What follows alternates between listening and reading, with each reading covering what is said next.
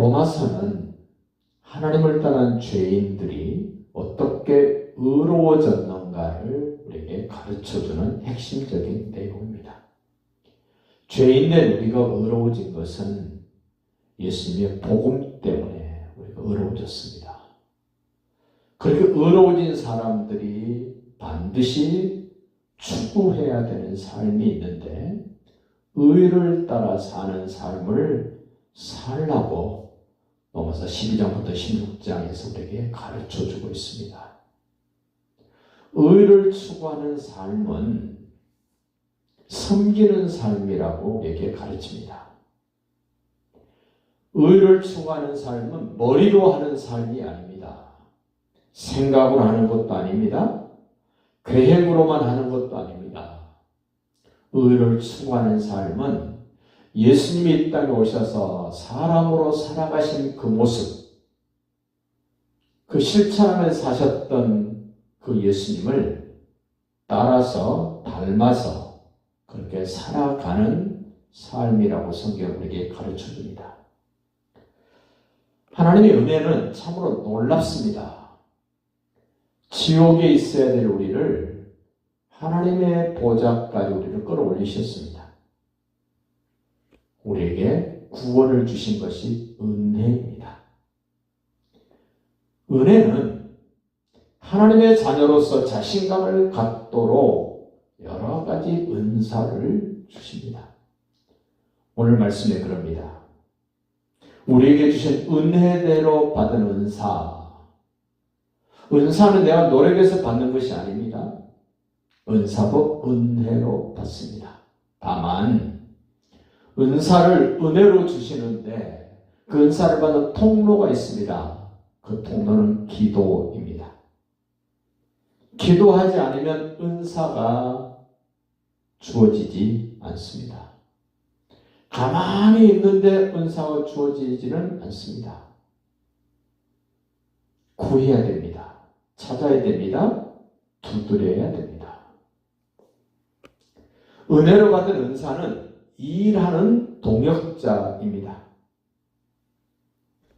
은사를 받지 않고 주님의 일을 하면 쉽게 지칩니다.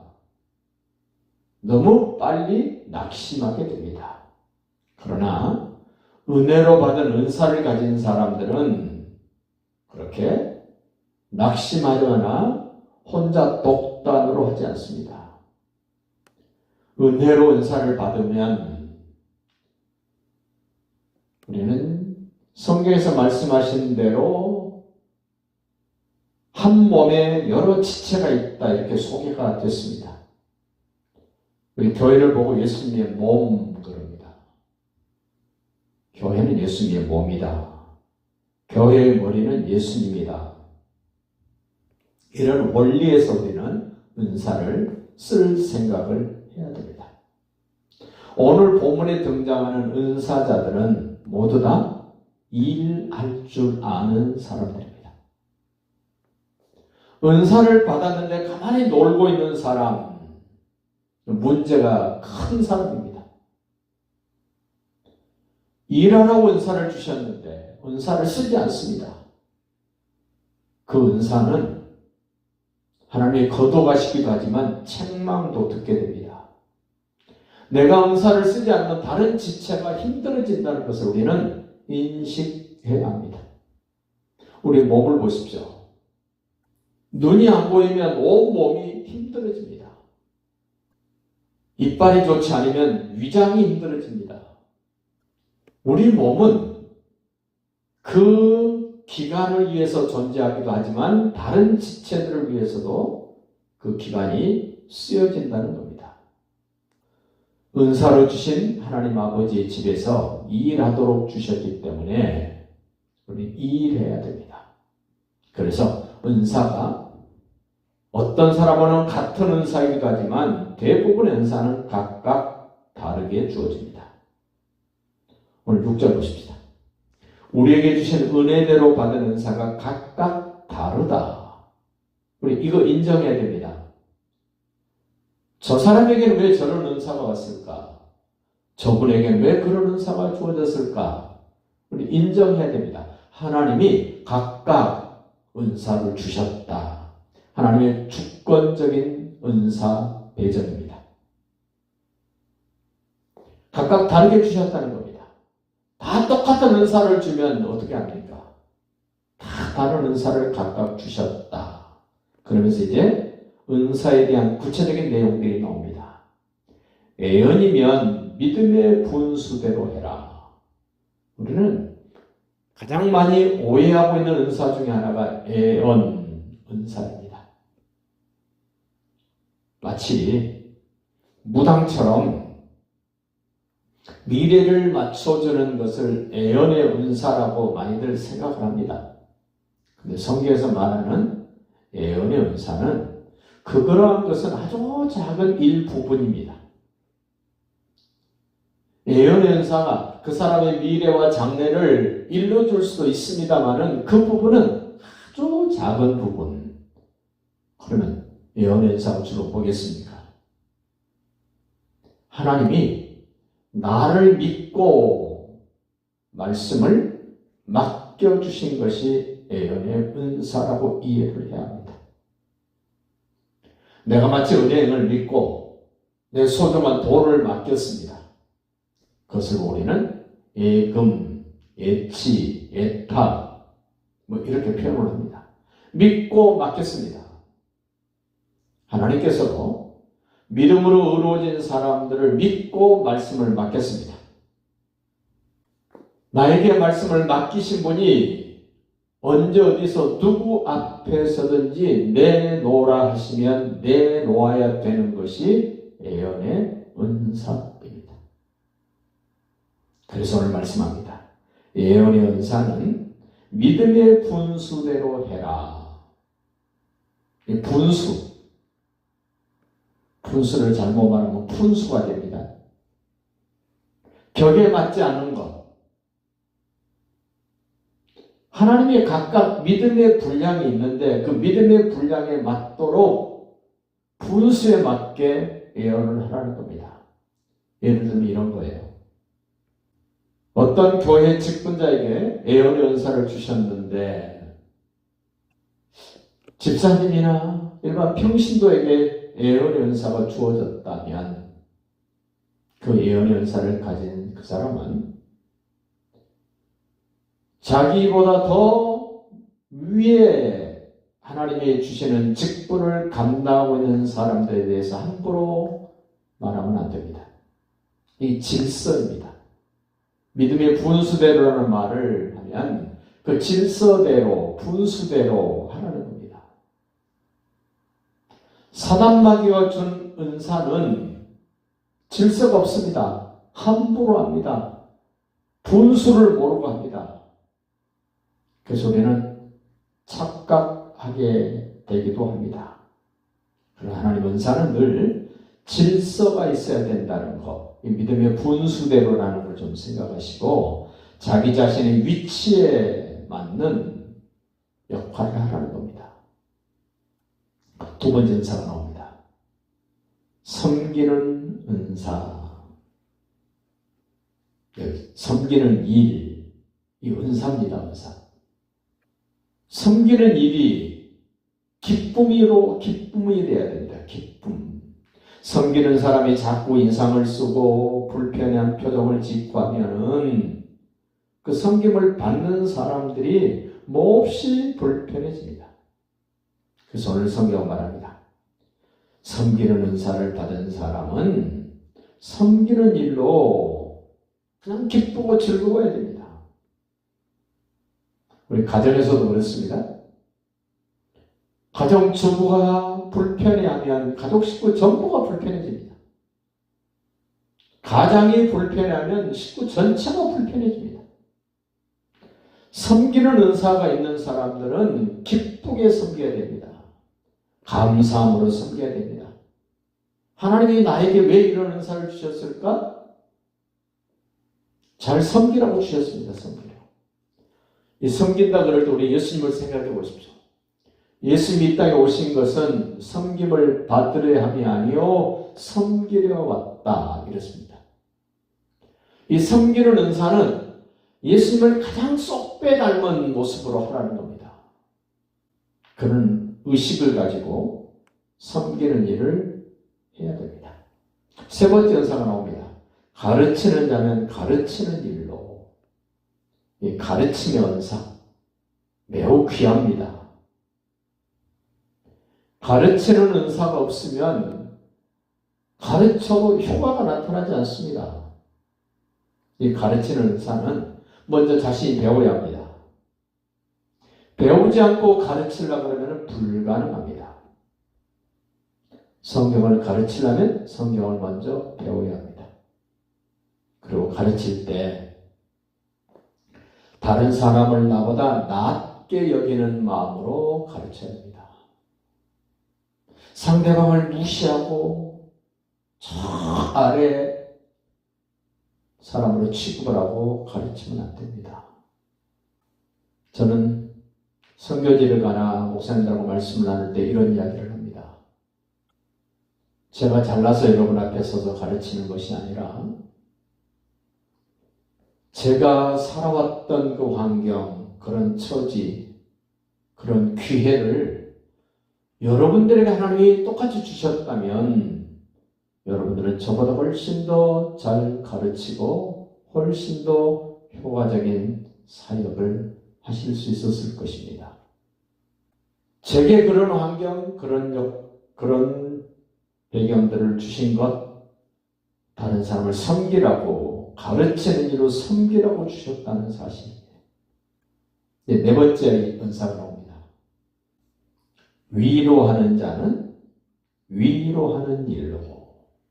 우리 찬송에 그런 가사가 있습니다. 위로의 성령님. 성령 받으면 위로를 받게 되고 위로를 할 줄 알게 됩니다. 성령의 사역 중에 중요한 사역이 하나 있다면 그걸 위로하는 겁니다. 슬픔에 젖어 있는 분들에게 위로하는 것, 낙심하고 있는 사람들에게 위로하는 것, 힘들어하는 사람을 위로하는 것, 다른 지체가 힘들어할 때 찾아가서 위로하는 것. 지금 언급된 이 은사들이 한 사람에게 다 주어졌다면 얼마나 좋겠습니까마는 그러지 않다는 겁니다. 다섯 번째 은사가 나옵니다. 구제의 은사. 그 구제의 은사를 성실함으로 해라. 구제할 때 굉장히 조심스럽습니다. 구제를 잘못하면 상처투성이가 됩니다. 구제를 잘못하면 어떤 사람을 아주 낙심천만하게 만듭니다. 똑같은 형편에 있는데 누구는 돌봐주고 누구는 돌봐주지 않을 때 그 구제의 손길을 받지 못했던 분들은 너무너무 낙심하고 힘들어하는 것을 많이 봤습니다. 그리고 구제할 때 참 조심해야 될 게 또 하나가 있습니다. 제가 몽골 선교를 처음 갔을 때 우리 한국에 쌀 나누는 선명의 그 기구가 있습니다. 공교롭게도 같은 비행기를 타고 울란바토르 징기스칸 공항에 도착을 했습니다. 또 공교롭게도 그 다음날 저 서쪽에 있는 그 혹도 가는 비행기를 또 같이 탔습니다. 혹도에 갔는데 하필 또 같은 숙소에 같은 층에서 이제 숙소가 정해졌습니다. 근데 거기서 제가 깜짝 놀랐습니다. 여자분 두 분이었는데 방을 따로따로 하나씩을 잡아서 쓰는 것을 보고 깜짝 놀랐습니다.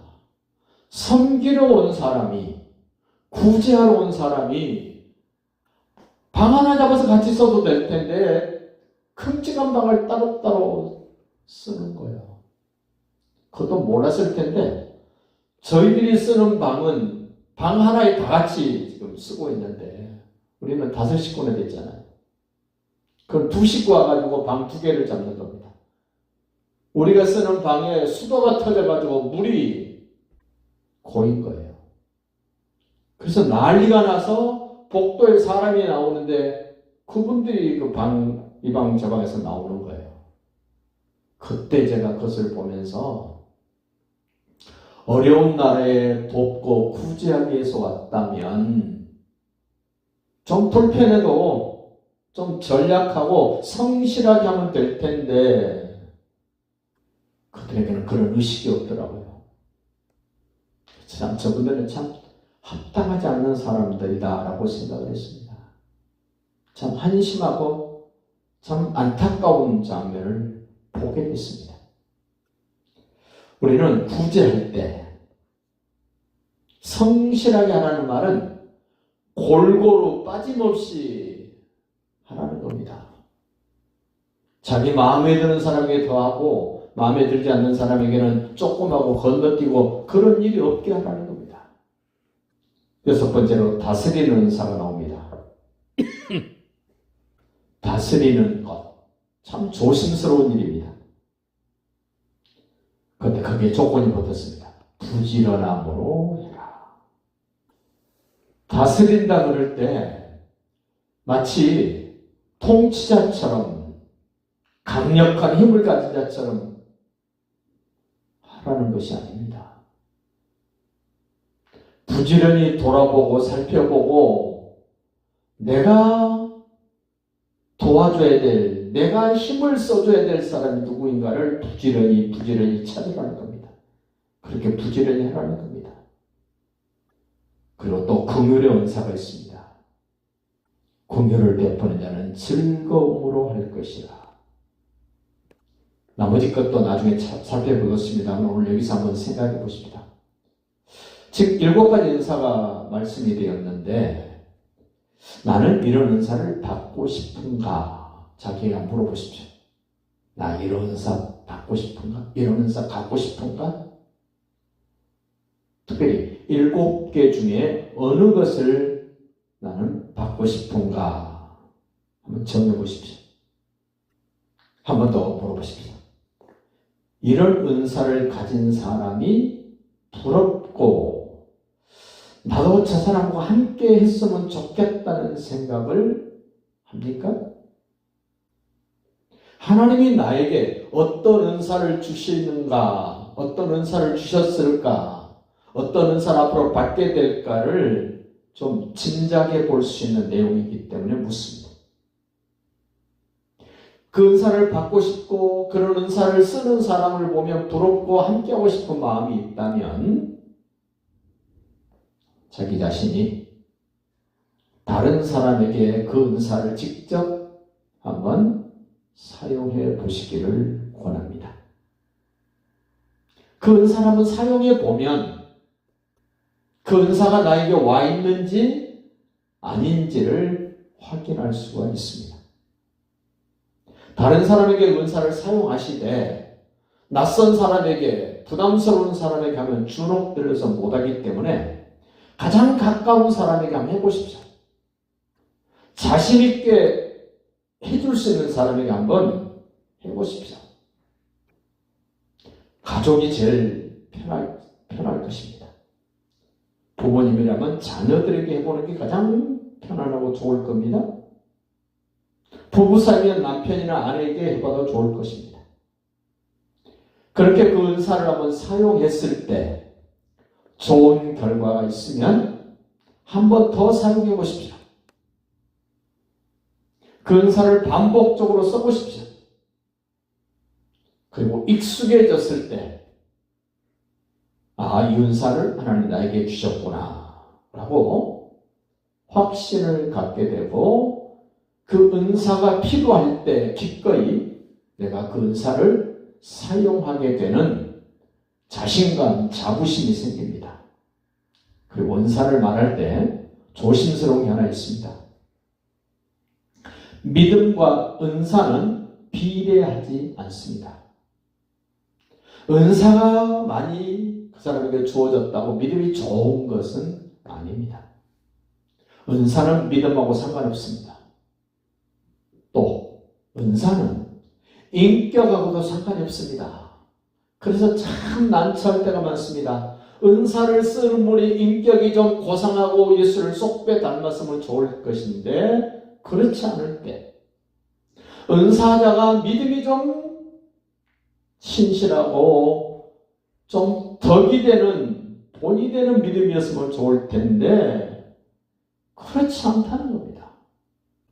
우리는 이 로마서 12장 말씀을 통해서 하나님이 은혜로 주신 은사를 받았다면 놀면 안 됩니다. 모두가 다 일하는 사람입니다. 그 은사를 가지고 일하면 기쁨이 됩니다. 나도 기쁘고 상대방도 기쁘고 주님도 기뻐하십니다. 그 은사를 쓰면 쓸수록 자신감이 생깁니다. 더 힘이 납니다. 우리 은혜교회도 각자 이렇게 은사를 점검해 보시고 은사를 한번 사용해 보시고 그 은사의 좋은 결과들이 나타났을 때 이제 낯선 사람에게도 전혀 모르는 사람에게도 그 은사를 기꺼이 쓸 줄 알아서 주님의 나라가 든든히 세워지는 일에 함께하는 멋진 믿음의 모습이 되시기를 예수님의 이름으로 축복합니다.